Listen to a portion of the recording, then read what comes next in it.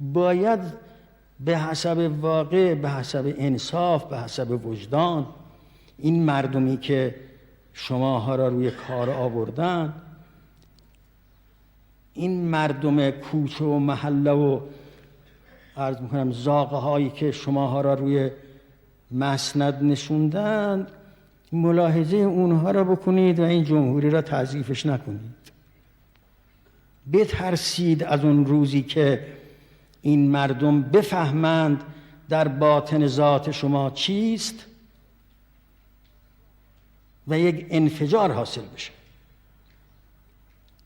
از اون روز بترسید که ممکن است یکی از ایام الله خدای نخواسته باز پیدا بشد و اون روز دیگه قضیه این نیست که برگردیم به 22 بهمن. قضیه این است که فاتحه همه ما را میخونه.